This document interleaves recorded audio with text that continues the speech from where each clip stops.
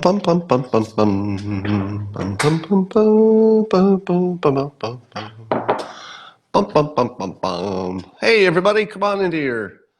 What an amazing day it is. We have achieved the golden age. It's here. It'll be more obvious in retrospect, but let's be happy. It's here.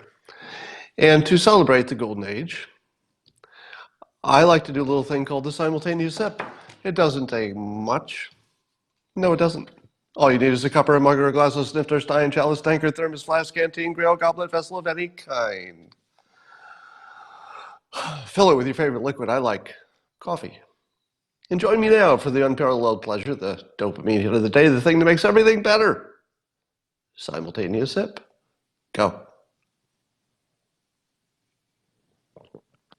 Ah. Could it get much better than that? Well, we'll see tomorrow, because it gets better every day.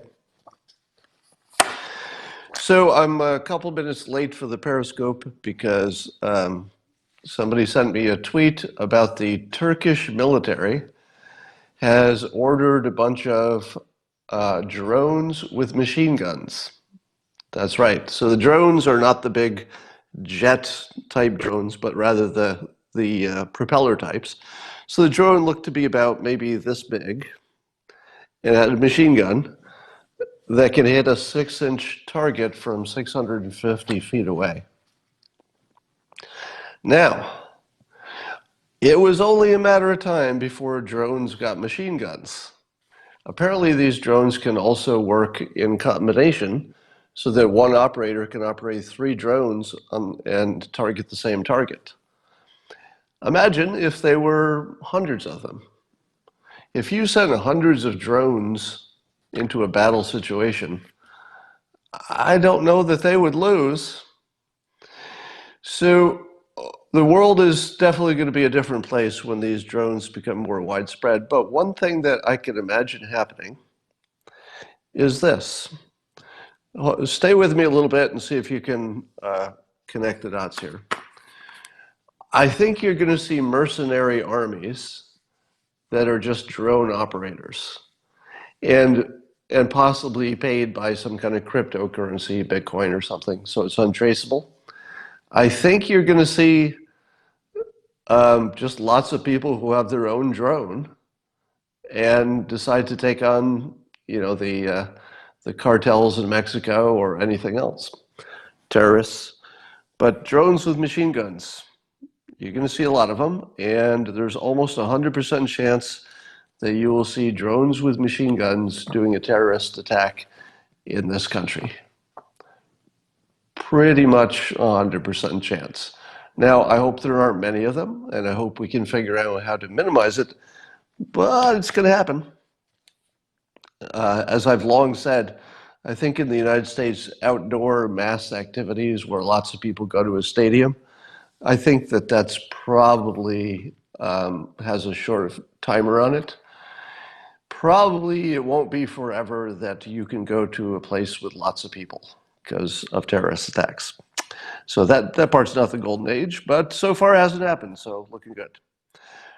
Jonathan Turley, professor and legal scholar, asked this question by tweet. At what point does someone apologize to Carter Page? Well, that's a really good question. Because at this point, doesn't everybody agree that Carter Page was a victim of our own government, and also a victim of the partisan news media? Doesn't Carter Page deserve like a lot of apologies? Now, I don't know if he's going to be suing anybody. I think Papadopoulos is suing. But if anybody ever had a lawsuit, even though I'm not even sure if it's legal to sue the FBI or anything. I don't even know what the legalities of that are. But Carter Page deserves the biggest apology anybody ever got in the history of the world. Now that we know that Carter Page had productively cooperated and helped both the FBI and the CIA Oh, somebody says Carter is suing. Good, I hope so. Knowing that he was actually not just not a Russian spy, but he had actively worked with our intelligence services in the past a number of times.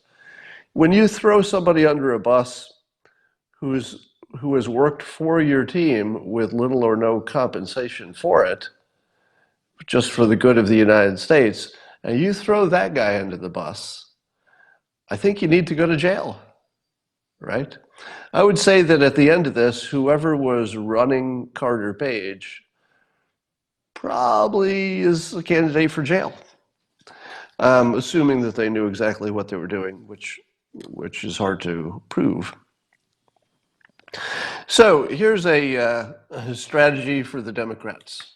I know you always get upset when I give advice to the Democrats because you say, why are you giving them advice? But trust me, the Democrats are not capable of taking good advice. So I'm going to tell you what they should do now, but watch them not do it, because not so good at doing the smart thing. All right, so here's the problem that they've gotten themselves into with this impeachment. They had to do the impeachment, or at least try to do it, because there were so many Democrats who wanted it. So it would have been bad to not do it, or at least attempt it. But having done it, they've completely discredited themselves and probably are going to put all of the Democrats who were sort of in Trump parts of the country, they're at great risk of losing. So at this point, the House could actually be flipped by this impeachment because it's such a sham. It's such an obvious sham that there are probably a number of people who like, who is the Democrat? Drew? His last name is Drew. Just changed to Republican because of this, to try to protect himself, I'm sure. So here's the strategy that the Democrats in the Senate should pursue. Are you ready? Actually, I suppose they could do it in the House too, because the full House hasn't voted on the impeachment articles, just the judiciary, as I understand it. Here's what they should do. Instead of sending it to the Senate, where it will obviously be killed, if they know it's going to be killed, here's their best strategy. They should vote 100%, every Democrat, against impeachment. And they should give one reason for it. Only one reason. They should say, we still think he's guilty of all these things, because they've said it for so long they can't take that back.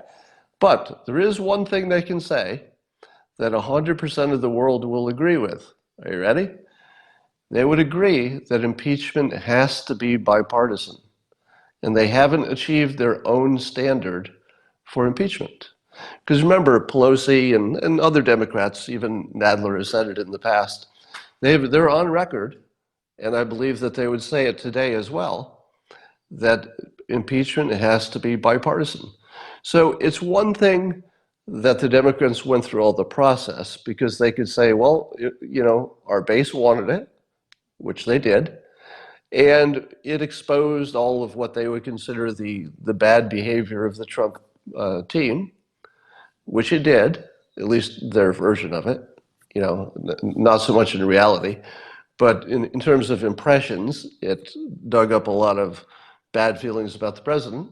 So that was successful from their point of view.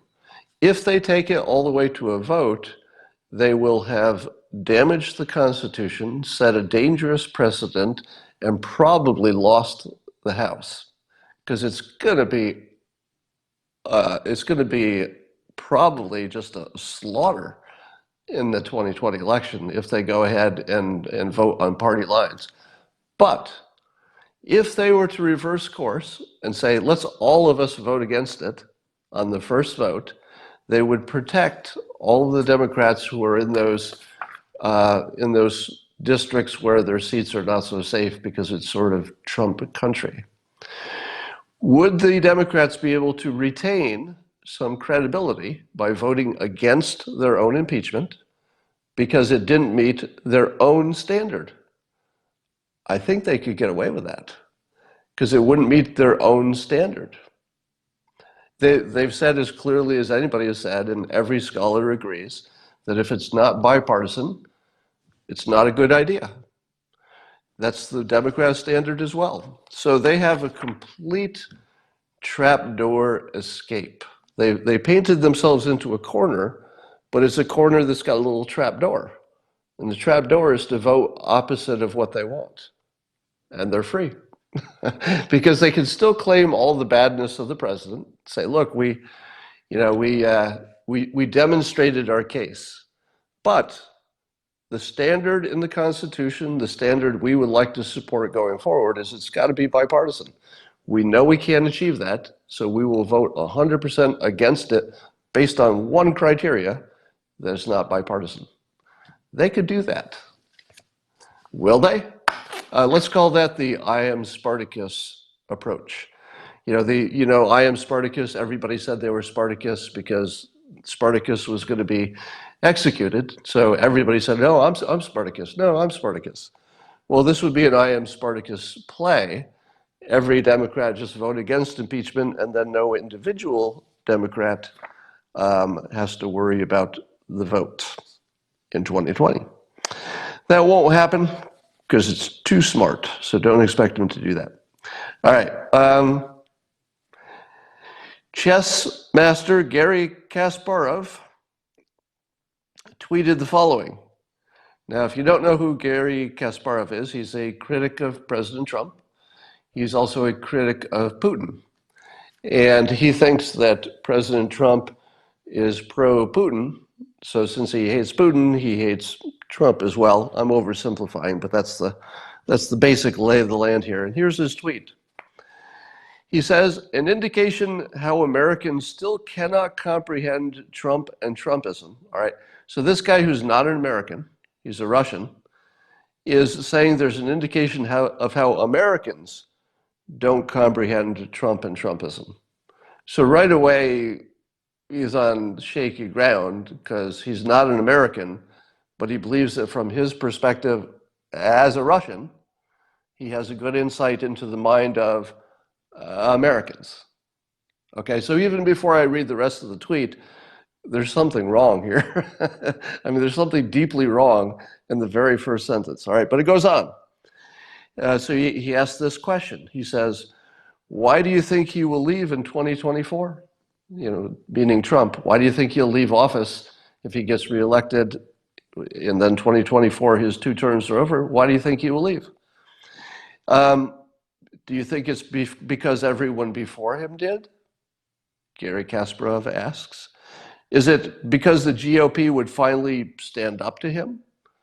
Kasparov asks. Are you willing to risk your democracy on that bet? Kasparov asks. So Kasparov believes that Republicans, who are essentially, it's almost 1-1 that they're the supporters of Trump, he thinks that Republicans believe that the Constitution of the United States is just a suggestion. Think about that. Garry Kasparov, a Russian, is telling Americans what we think about Trump. So he's explaining our own mindset to us. And he believes that Republicans think that the Constitution of the United States is just sort of a suggestion. That whole 2-term thing, maybe, maybe not. That's what a chess genius thinks. Now, is there anything that could be more wrong than imagining that Republicans think the Constitution of the United States is, well, it's just a suggestion. As many terms as the president wants. I mean, he's a good president, so why wouldn't we have him as a dictator? I can't even imagine, like if you sat down and said, all right, let's see if I can, just as an exercise, I want to write the most ridiculous prediction. There is no prediction more ridiculous than Republicans supporting an enormous breach of the Constitution of the United States, one that's not ambiguous. Now, I will confess that the Constitution has some perceived ambiguity in it, and there's plenty of places that people can argue what it means or what it should mean, and we do. That's what the Supreme Court is there for deciding. But there's nobody anywhere in the country, not one person, who thinks there's any ambiguity about the president having 2 terms. There's nobody thinks it maybe means 3. Kasparov, what the hell is wrong with you? And this leads me to my next topic, which I've gotten people really mad on Twitter. I call it artist or economist. And it's a game I've been playing on Twitter in which I look at the quality of somebody's thinking as expressed in their tweet, and I try to guess if I click on their profile, if it will say they're some kind of artist, could be writer, musician, whatever, or economist, which is really just a stand-in for one of the fields where critical thinking is taught. And so I give you some examples, because I've been playing it the last day or so, just to see how it goes. Now, I hope that you've been doing that too. I hope you've been trying, look at just the most ridiculous thinking, and then just click on the profile and see what kind of job background they have. Now, this, of course, is something that's inspired by my book, Loserthink. The main point of Loserthink is not that artists are dumb and economists are smart. Nothing like that. They're both smart and in fact can be geniuses in their own field. The only point is, if you don't have a little bit of exposure to a number of fields, you have a blind spot in how to think about your world productively, and you wouldn't know it. So the fact that you wouldn't know it is the important part. Because the fact that you don't know you have a blind spot is what makes you say things in public that don't make any damn sense. Because you don't know. You just don't know that you don't make any damn sense. But an economist might, a scientist might, a lawyer might. There are professions in which they would spot it immediately.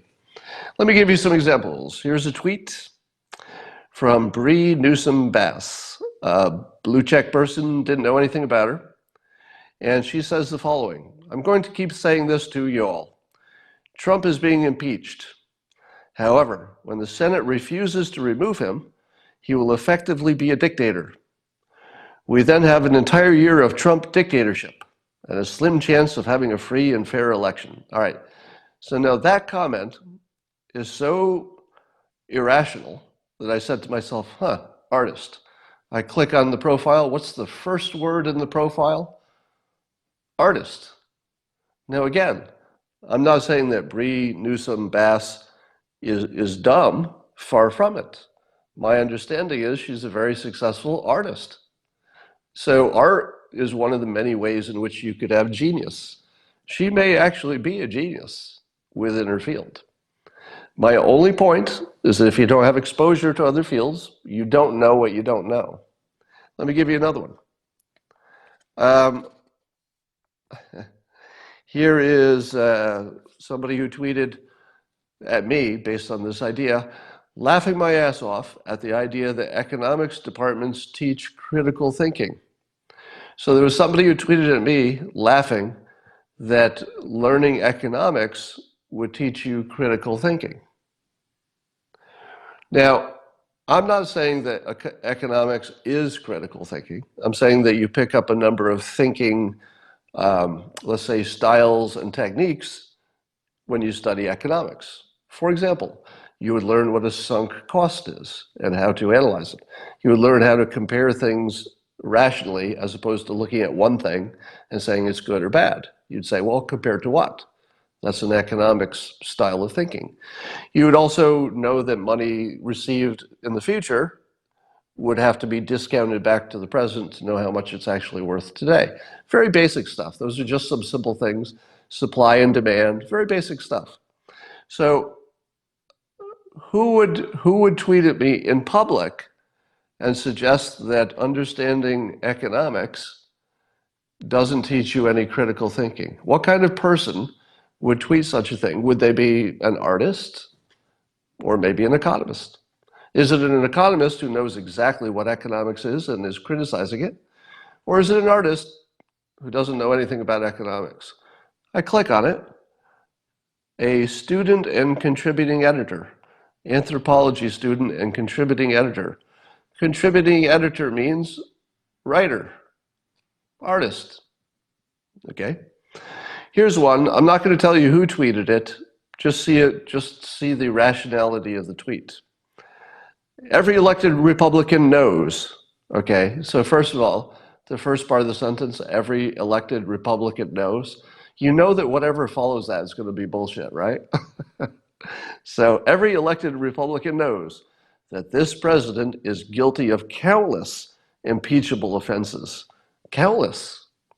But they, along with many white evangelicals and white supremacists, have made a pact with Putin. That's right, Republicans and white evangelicals and white supremacists, they love their Putin, so they made a pact with Putin. But unlike a pact with the devil, this one can be unsigned, meaning that it can be reversed. Now, what kind of person makes a tweet like that? Is it an engineer? Is it a scientist? Economist? Somebody with good critical thinking skills? Or click on the profile. It's Rob Reiner, writer and producer, artist. All right.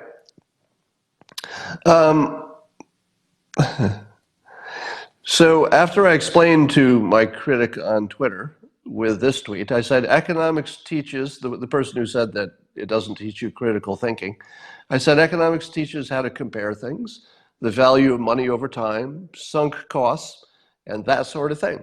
So I was giving her 3 examples of things you would learn when you studied economics that would help you understand your world and think better. So somebody comes in after my tweet explaining 3 specific things that obviously help you think better. I don't know how you could doubt that. And he says, that's what critical thinking means, folks. It means, and then he says, parenthetically, squints at wiki entry, it means sunk costs, folks.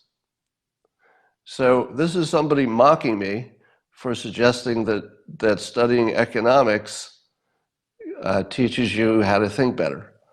Is this somebody who understands economics? Is this somebody who's a scientist or an engineer, perhaps? Click on profile, profession, writer. All right.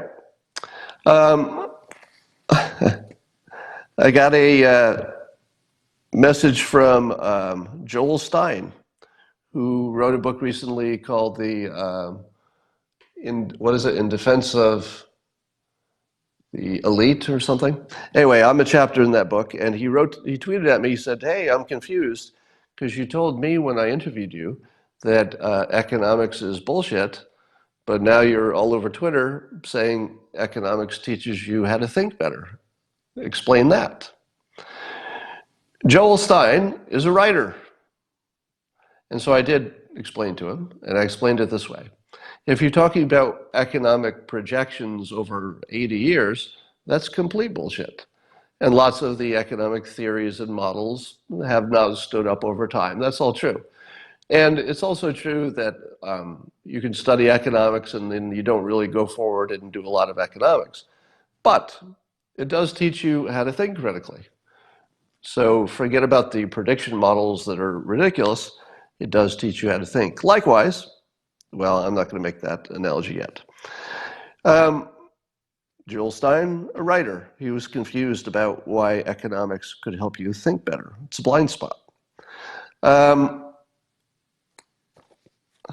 Rachel Maddow is making the argument, as Joel Pollack points out in his excellent article in Breitbart, that Rachel Maddow and others are taking the Ukraine hoax. I guess I'm not sure I would call it a hoax. It's more of a making something out of nothing. She's tying that to the Russia collusion to prove Russian collusion. So the thinking here is that if the president withheld aid from Ukraine, the real reason was not just investigating Biden, but the real reason was to help Russia, so that Ukraine would be less defended. Now, apparently the thinking here from Rachel Maddow and others is that even though every part of Russia collusion has been debunked, there's still sort of a pattern that's been created, and that the Ukraine thing adds to the pattern. So it's a pattern made up of things which are all individually debunked, and yet it forms a pattern. Now, I don't know if Rachel Maddow has studied economics or engineering or science. She is ridiculously smart and well-educated, so I have to think she had a little exposure to those things. Now, when you're talking about somebody who's a pundit and an advocate on television, things they say you don't have to assume they mean, because they're making a case more than they're telling you the news. But that doesn't seem rational to me. I've got a feeling that Rachel Maddow does not have experience with some of the critical thinking fields. But in her case, she's a special case because she's an advocate or a pundit for a side, so you don't expect them necessarily to stick to the facts. Let's see. Somebody else tweeted, economics aren't real. I think the point being that economics don't help you think better. And I clicked on his profile. He is a writer. Here's somebody else who tweeted at me who said, I haven't met many economists capable of critical thinking, sir. So he's a polite guy. He's somebody who follows me. Might be on this Periscope right now. Now, if you're an economist or a scientist or an engineer and somebody says this statement, I haven't met many economists capable of critical thinking, you say to yourself, is that evidence? It's sort of anecdotal, isn't it? And moreover, if you are not yourself an economist or trained in critical thinking, how would you know the economists are not capable of critical thinking? Because you would be judging them against your own opinion of what good critical thinking is, and maybe you haven't studied it. Here's the thing. Everybody believes that they're good critical thinkers. Everyone. But only some people are.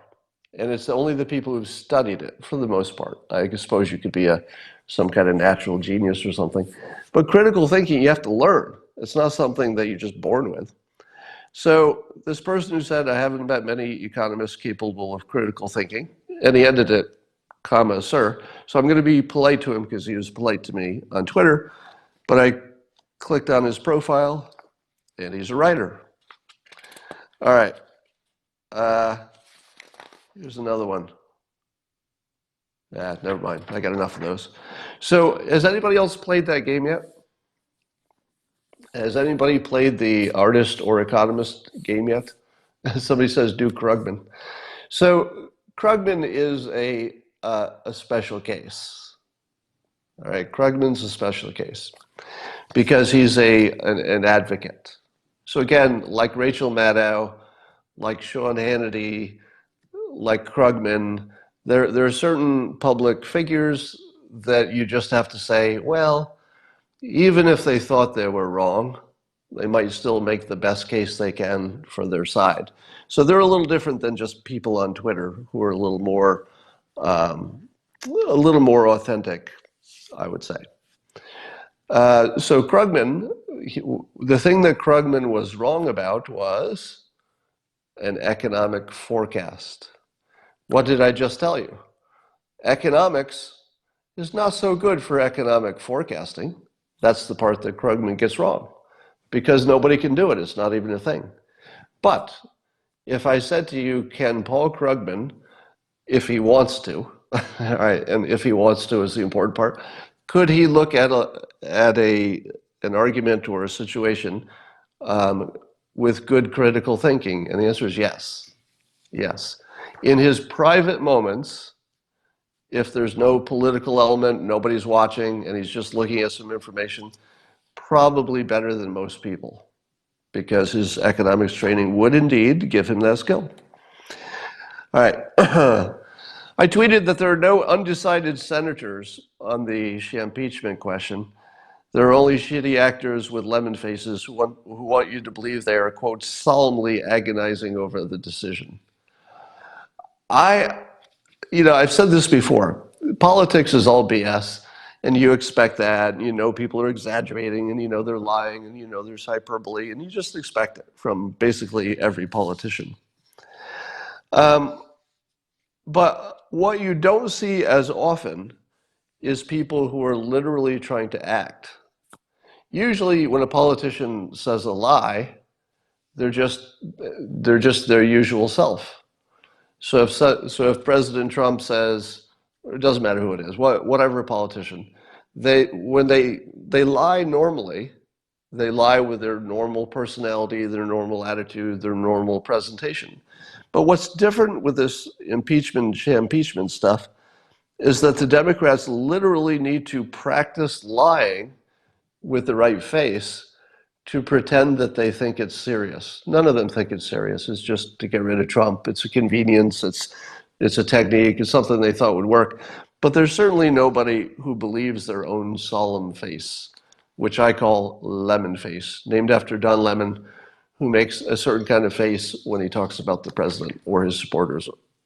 Like the sour, it looks like a lemon. Oh, I just sucked on a lemon. President Trump and his supporters.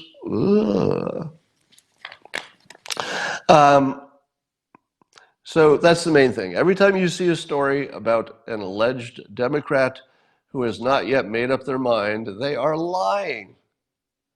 They are lying. There's nobody who hasn't made up their mind because it's not really that complicated. It's fairly straightforward. So there's nobody who hasn't made up their mind. That they're all liars. Alan Dershowitz got a little TV time in which he demolished the second of the two impeachment charges. He just wiped it off the table. And here's Dershowitz's point, which until you hear it, it's not so obvious, but after you hear it, you go, oh my God, why did I need Dershowitz to tell me this? It was right there. You and I could have seen it just as easily as Dershowitz did, but we didn't. What does that tell you? It tells you that being a constitutional scholar gives you a better view of the field. Because Dershowitz saw it. He saw it clearly, he saw it immediately, because he has the right background. Alan Dershowitz does not suffer from loserthink. Now, he's a writer, a very successful writer, writes a lot of books, has a new one out, I hear it's good. But he also has, obviously, a broader exposure to things, because when he thinks, it's always good critical thinking, every time. Here is his point, and it goes like this. The second impeachment charge was that it was obstruction of Congress.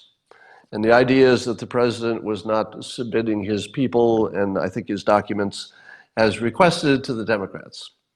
Now, the president and his team said, well, let the Supreme Court decide.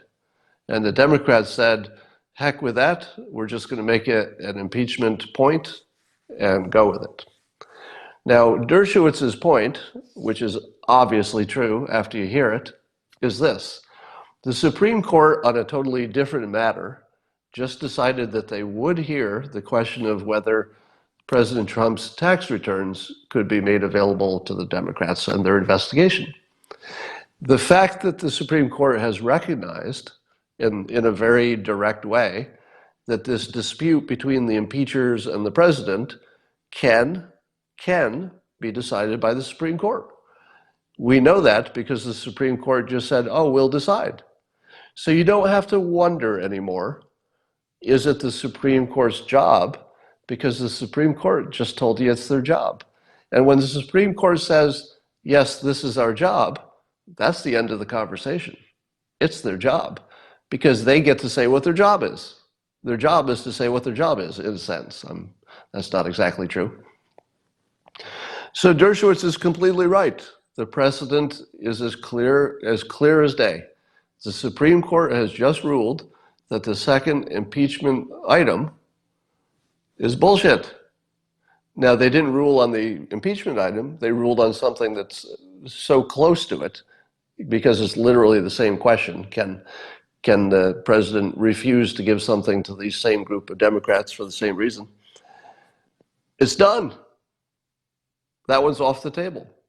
So what that leaves them with, is, let's see, so if obstruction of Congress is off the table, that leaves them with abuse of power. And the abuse of power is asking for an investigation into Burisma, which Democrats have admitted in the public, the attorney that was representing the Democrats, Johnson, I think it was, said that Burisma was absolutely worth looking into. That's it. That's the whole game, folks. The whole game was, did the president have a legitimate national interest in looking into the Burisma thing? And the people who want to impeach him just said yes at their own hearing. It's not even like I had to go look for a document. I didn't look for a tweet he made a year ago. Nothing like that. It was the actual impeachment hearings where the main guy representing the Democrats said unambiguously, yes, that was worth looking into. There's nothing left. All they have left is, why didn't he do it sooner? Do you know who has a chapter in their excellent best-selling book about why it's stupid to say, why didn't you do it sooner? This guy. Because why didn't you do it sooner applies to everything. That's what you say when you got nothing left. Why didn't you do it sooner? Now, similarly, why didn't you do it with other countries? And the answer is the same. If the president could have done this sooner or done it a different way, wouldn't he have done it? It's somewhat obvious that getting on the phone with the president of Ukraine is not the first thing you do. That's not the first thing you try. Obviously, you try it at the lower level, and obviously that wasn't working. Otherwise, the president wouldn't have been involved in a job that was properly delegated to the underlings if they could get it done, and obviously they couldn't. Let's talk about Greta. So I know a lot of you have turned against Saturday Night Live because they're liberal bent, but you got to give it another shot.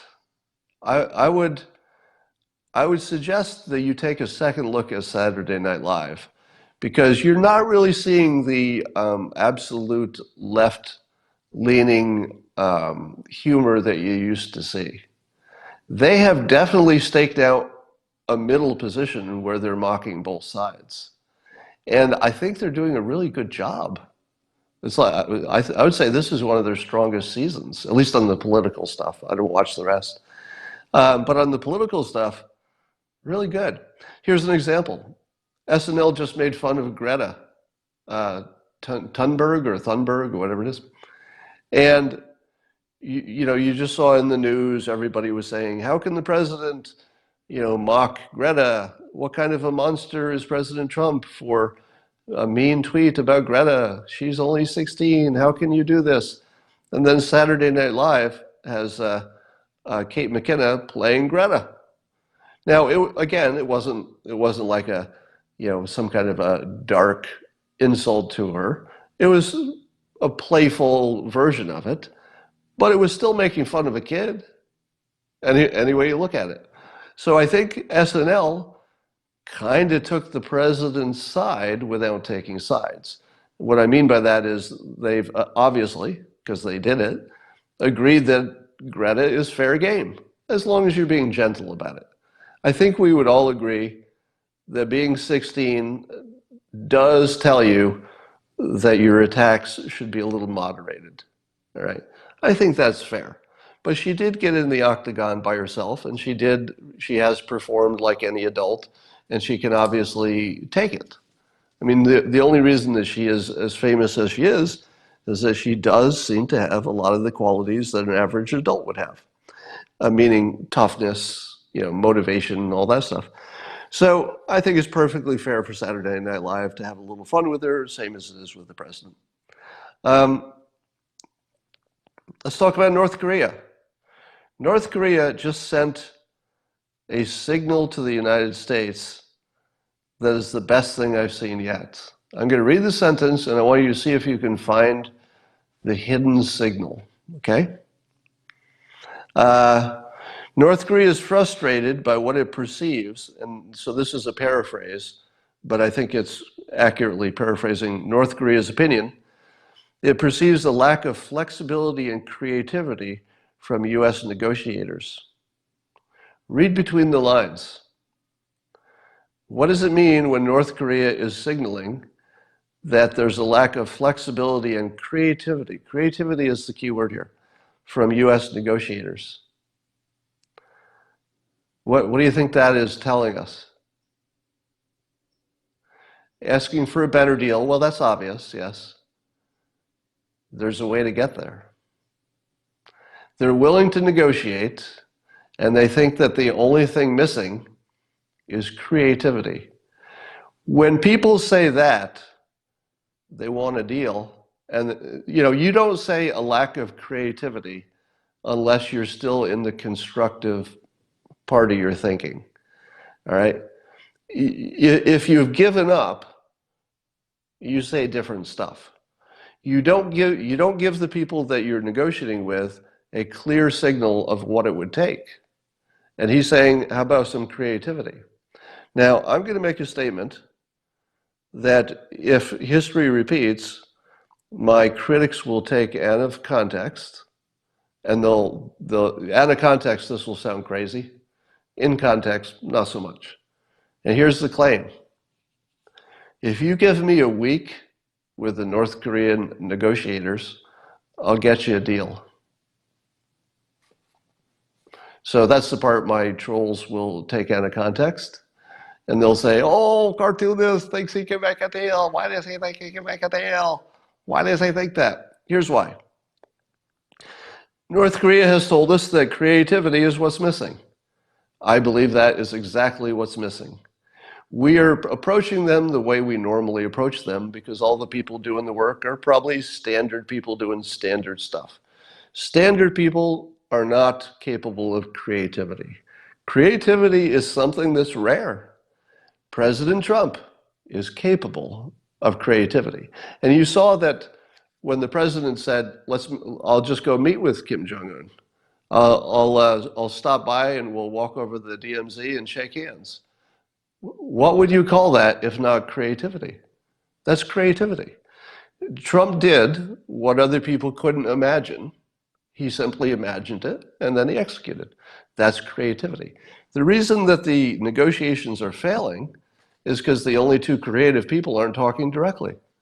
Kim is clearly has some creative ideas because he's using that word. It's like, let's be creative. President Trump is completely capable of being creative. He's proven it already.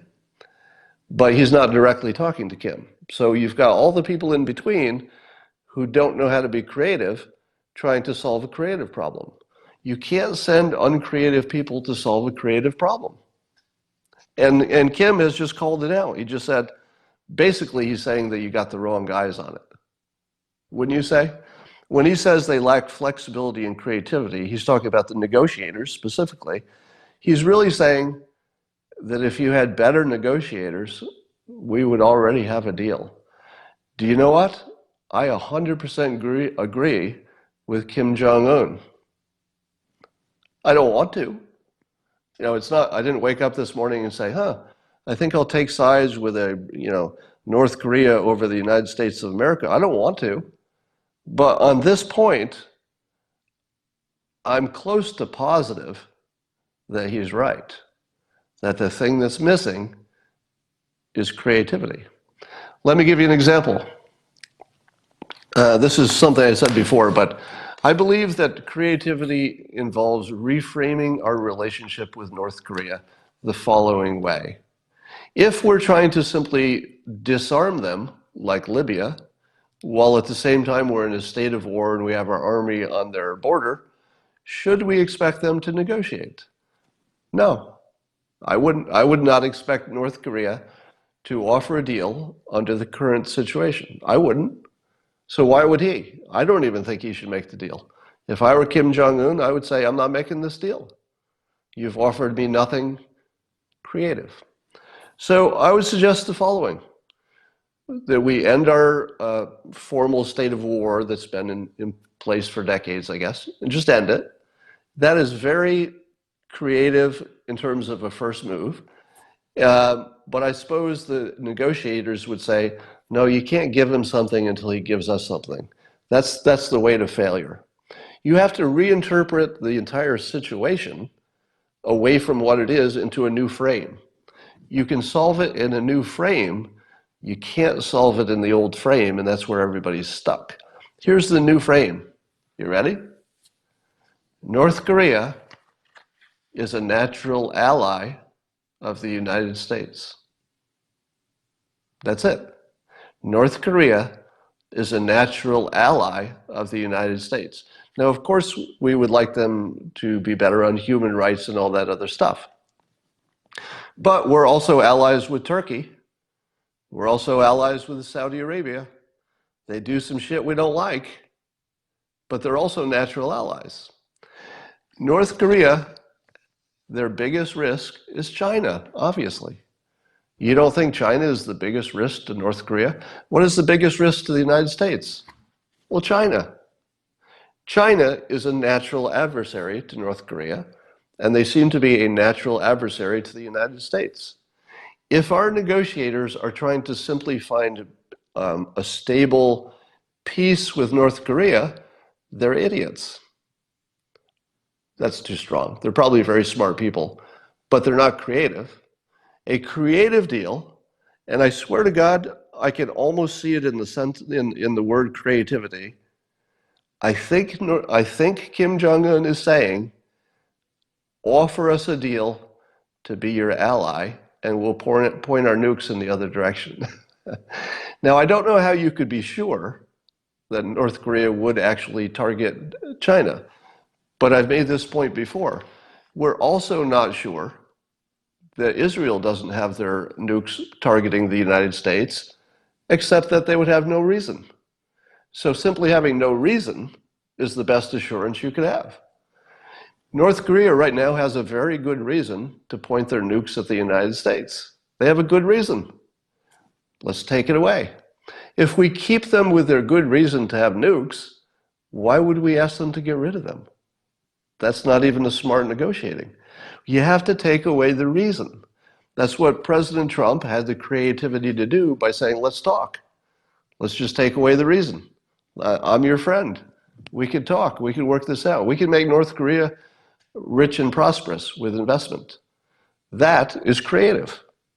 Whatever the negotiators are just doing what lower level people think they can do within their realm. They're not really authorized to be creative. Do you think that there's any negotiator who would have the authority to say to North Korea, you know, maybe we're aiming low. Instead of just not fighting, why don't we join teams? Because you've got a strong team. You've got nukes, for God's sakes. How would you like to have a country with nukes on your team on the border of China? Well, I suppose South Korea qualifies, but why not another one? So here's what's wrong. So that's the bottom line. The bottom line is that I believe that when Kim uses the word creativity, he is saying to us directly, make me an ally, because that's what's left, right? You know, a mere you do this, we do this, never is going to work, it looks like. Do something creative. Take a bigger risk. All right. I think that's all I wanted to talk about. Is there anything else happening? Scary thought, North Korea as an ally. Well, is it a scary thought that Saudi Arabia is an ally? Is it a scary thought that Turkey is an ally? You know, is it a scary thought that Mexico is an ally? Think about it. Mexico is full of cartels sending us, you know, crime and fentanyl, but Mexico's an ally, right? So I think we have to change the frame and say, what would it look like with North Korea just to be on our team? Because we should be building our team. If we believe that China is the long-run risk, then our team should have Russia on it. We should have Russia on our team. Russia is a natural ally to the United States. We have no common borders. We have no reason to be at war. We don't have any reason to be pointing nukes at each other. Russia? What's the reason? There's none. They're not going to be attacking, Europe. Now, I'll agree that if Europe were a soft target, you might have an opportunistic Putin thing, but we're not going to make Europe, a soft target. I don't think that's going to happen. But I think we should be moving Russia and North Korea into our at least militarily allied side because they're natural allies. They aren't stopping the nuke program, right? So the point is, there may be no path that gets us to a non-nuclear North Korea. But we don't worry about nuclear powers that are our allies, because they're just not pointing their nukes in our direction. Now, we could also help them move their... Oh, and the other thing I said the other day, let me say more about that.